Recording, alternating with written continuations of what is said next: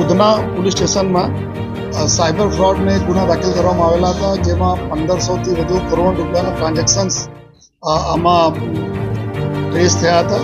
અને આ જ ગુનામાં 4 મુખ્ય આરોપીને જે તે સમયે પકડવામાં આવેલા હતા. અને પછી આમાં બેંકના એકાઉન્ટના મિસયુઝ થતા હતા અને બેંકના એમ્પ્લોઈઝ એકાઉન્ટ ખોલતા હતા આ લોકો ગુનેગારોના મદદમાં. તો આમાં 8 જેટલા આરબીએલ બેંકના કર્મચારીઓને બી ધરપકડ કરવામાં આવી હતી.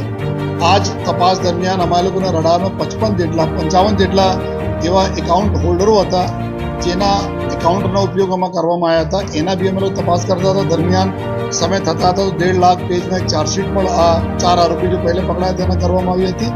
અને આ તપાસના અંતે આપણને એવું સ્પષ્ટ પુરાવા મળ્યા કે કુલ 11 જેટલા લોકો છે જો એકાઉન્ટ ધારકો છે. આ એકાઉન્ટ આ લોકો 50,000 રૂપિયાથી લઈને 2 લાખ રૂપિયા તકના ભાડે ઉપર આ ચીટરોને આપે છે, જેના એકાઉન્ટમાં આ બધા ચીટિંગના લોકોના પૈસા ત્યાં જાય છે અને પછી આ પૈસા બીજા એકાઉન્ટ નીકળે છે. તો આ હિસાબથી 11 જેટલા એકાઉન્ટ હોલ્ડરોનો ગઈકાલે ઉધના પોલીસ તરફથી ધરપકડ કરવામાં આવી છે. અને સાથોસાથ 2 એવા વ્યક્તિઓ બી જો ખોટા બેનરો બનાવીને જીએસટી નંબરના આધારે ખોટા ઓફિસ ક્રિએટ કરીને એના આધારે જો બેંકમાં એકાઉન્ટ ખોલાવવા માટે જો મદદ કરતા હતા એવા 2 આરોપીઓ ઓર બી ધરપકડ કરવામાં ગઈકાલે આવી. કુલ 13 આરોપીઓના ગઈકાલે ધરપકડ થઈ છે. કુલ મળાઈને અત્યાર સુધી આ ગુનામાં 25 જેટલા આરોપી ધરપકડ કરવામાં આવી છે. બાકી અન્ય આરોપીઓ છે અત્યારે ત્યાં એના લોકેશન દુબઈ છે, જ્યાં અમારી ટીમ કામ કરી રહી છે અત્યારે એના માટે પણ. અને મલેશિયા, ક્યુબા, દુબઈ આ પ્રકારના દેશોમાં ત્યાં બધા ચીટિંગોના બનાવ બનેલા હતા.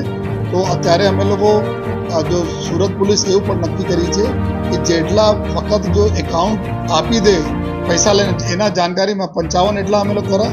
ઘણા બધા લોકો એવા હતા જો ગરીબ રિક્ષાવાળા હોય, ગરીબ લોકો હોય જેના અમુક લોન જોઈતા હતા. તો આ બધા જેટલા બી ચીટરો હતા એના અપ્રોચ કરીને ડોક્યુમેન્ટ લીધા.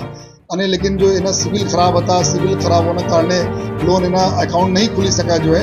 તો આ લોકો બી હતા, અમુક લોકો એકાઉન્ટ ખોલાવી લીધા લેકિન લોન નથી મળ્યા, ટ્રાન્ઝેક્શન થયા આમાં લેકિન એના નોલેજ બહાર થયા, એના કોઈ લાભ નહીં થયા ફક્ત એના લોન ખોલાવવા માટે. તો એવા લોકોને ઇનોસેન્ટ હતા આ લોકોને બી અમે તપાસ કરી એના નથી અટક કર્યા. પરંતુ એવા લોકો એના નોલેજમાં ફૂલ નોલેજ હતા અને 2 લાખ રૂપિયા સુધી તકના રકમ મેળવેલ છે એના ઉપર અમે કાર્યવાહી કરી છે. અત્યારે અમે લોકો નક્કી કર્યા છે કે જે બેંકો આ પ્રકારના ફ્રોડ એકાઉન્ટ ખોલાવવામાં મદદ કરશે કર્મચારીઓ અને સાથોસાથ જો લોકો એકાઉન્ટ વાપરવા માટે આવશે આ બંનેના બી અમે લોકો તપાસના કામે ગુનામાં આરોપી તરીકે લઈશ. એના જ દાખલા છે કે ટોટલ 19 જેટલા અમારા આરોપી બેંકના કર્મચારી અને એકાઉન્ટ હોલ્ડરો છે. આ બધા સુરતની છે. બધા આપને અમે પ્રેસ નોટ બધા આ લોકોના ડિટેલ અમે આપીએ છીએ, કેટલા પૈસા લીધા બધા પ્રેસ નોટમાં આપને મળી. બધા લોકો અહીંયાને છે.